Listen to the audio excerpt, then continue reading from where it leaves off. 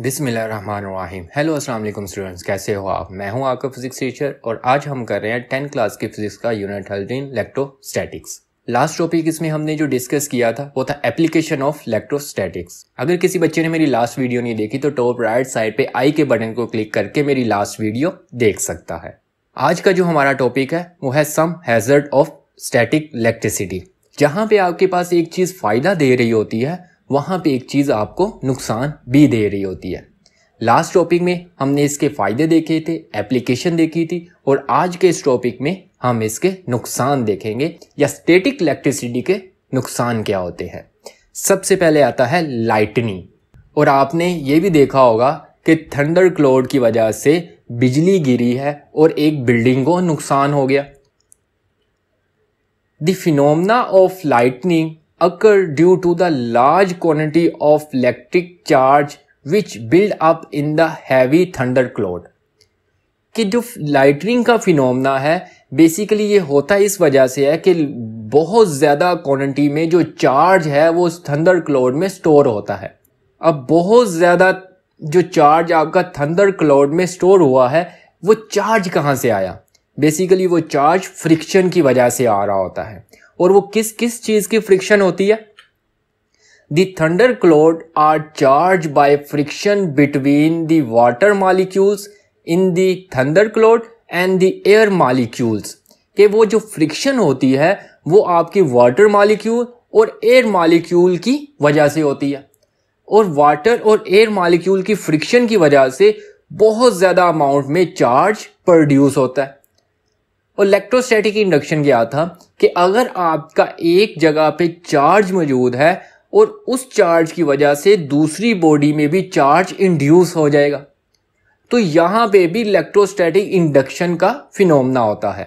When the charge on the thunder cloud is sufficient high it induce opposite charge on the object present on the ground giving rise to the strong electric field between the cloud and the ground।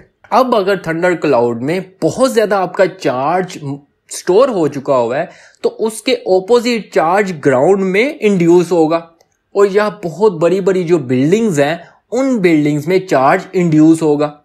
अब जब दो opposite charge induce होंगे तो वहां पे electric field होगी और वो जो चार्ज है वो एक बॉडी से पॉजिटिव से मूव करके नेगेटिव की तरफ आएगा। Suddenly the charge in the cloud jump to the ground with violet spark and explosion. कि वो जो चार्ज है जब दो ऑपोजिट बॉडी चार्ज इंड्यूस हो जाता है और उसमें इलेक्ट्रिकल फील्ड होती है वो चार्ज डिस्चार्ज होगा, वो ग्राउंड की तरफ आएगा और एक स्पार्क या एक्सप्लोजन की फॉर्म में वो आपको दिखाई देगा, शो होगा। और इस फिनोमेने को हम क्या कहते हैं? लाइटनिंग कहते हैं। और जिन कंट्री में ये जो थंडर क्लाउड है या बिजली का जो गिरना है ये बहुत ज्यादा हो रहा होता है तो वहां पे हम इसको किस तरह से कंट्रोल कर सकते हैं? जो आपके पास बड़ी बड़ी बिल्डिंग्स होती हैं उनको हम किस तरह से सेव कर सकते हैं इस लाइटनिंग से? तो उसके लिए हम क्या करते हैं, जैसा कि आपको डायग्राम पे दिखाया हुआ है, ये आपके पास एक बिल्डिंग दिखाई है और उसके ऊपर हम एक मेटल रोड लगा देते हैं। मेटल रोड बिल्डिंग की हाइट से ऊंची होती है। अब जब हमने मेटल रोड लगाई है और इस मेटल रोड को एक वायर के थ्रू ग्राउंड किया जाता है। अब ये वायर के थ्रू ग्राउंड इस वजह से किया जाता है कि अगर बॉडी पे ऑपोजिट चार्ज बॉडी पे अगर चार्ज इंड्यूस हो तो सबसे पहले जो चार्ज है इस मेटल रोड पे इंड्यूस होगा। तो जब वो चार्ज डिस्चार्ज होगा एक स्पार्क होगा वो सबसे पहले या इस मेटल रोड से टकराएगा। जब इस मेटल रोड से टकराएगा तो बिजली आपकी इस वायर से होती हुई ग्राउंड में चल जाएगी और बिल्डिंग को किसी किस्म का कोई नुकसान नहीं पहुंचेगा। तो इस तरह से हम बड़ी बड़ी बिल्डिंग्स को इस मेटल रोड से या इस फिनोमेने से सेव कर सकते हैं। नेक्स्ट आपके पास है फायर और एक्सप्लोजन्स। कि स्टैटिक इलेक्ट्रिसिटी आपकी आग लगने की वजह बनती है और एक्सप्लोजन की भी, धमाके की भी वजह बन सकती है। Static electricity is a major cause of fire and explosion at many place. बहुत सी जगहों पे ये मेन वजह बनती है आग का या एक्सप्लोजन का। A fire or any explosion may occur due to excess build up of electric charge produced by the friction। कि ये फायर या एक्सप्लोजन की वजह क्या होती है कि जब आपका बहुत ज़्यादा इलेक्ट्रिक चार्ज प्रोड्यूस होता है फ्रिक्शन की वजह से। Static electricity can be generate by the friction of gasoline being pumped into a vehicle और कंटेनर। कि ये जो आपके पास स्टैटिक इलेक्ट्रिसिटी है, ये फ्रिक्शन गैसोलीन जहाँ पे ऑयल गैस या बर्निंग मटेरियल आपके पास होते हैं, अगर वहाँ पे आपके पास स्टैटिक इलेक्ट्रिसिटी प्रोड्यूस हो जाए या फ्रिक्शन की वजह से चार्ज इंड्यूस हो जाए, it can also be produce when we get out of our car और remove an article of cloth.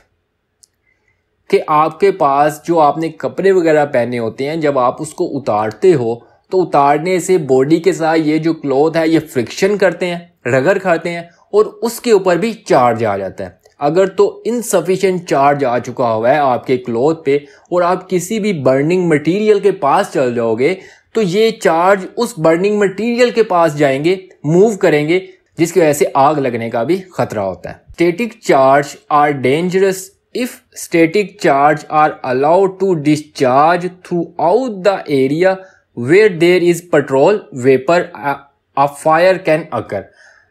वो कहता है स्टैटिक चार्ज आपके पास डेंजरस होता है, ये तब डेंजरस होता है जब आप चार्ज को डिस्चार्ज करो किसी ऐसी जगह पे जहां पे पेट्रोल के वेपर मौजूद हैं और वहां पे आग लगने का भी वजह बनती है। आपने अक्सर पेट्रोल वाली गाड़ियां देखी होगी जो कि फ्यूल को एक जगह से कैरी करके दूसरी जगह लेके जाती हैं, और अगर आपने कभी नोटिस किया हो तो उस जो फ्यूल कैरी करने वाली गाड़ियां हैं उसके नीचे एक मेटल रोड लगा के उसको ग्राउंड के साथ अटैच किया जाता है। उसको अटैच करने की रीज़न यही होती है कि गाड़ी जब आपकी चलेगी, मूव करेगी, तो एयर के फ्रिक्शन की वजह से उस बॉडी पे भी चार्ज प्रोड्यूस हो जाता है। जब उस बॉडी पे भी चार्ज प्रोड्यूस हो जाता है तो वो तो पहले ही एक फ्यूल कैरिंग व्हीकल है जो कि फ्यूल को एक जगह से दूसरी जगह कैरी कर रही है, और उस गाड़ी पे भी चार्ज प्रोड्यूस हो गया।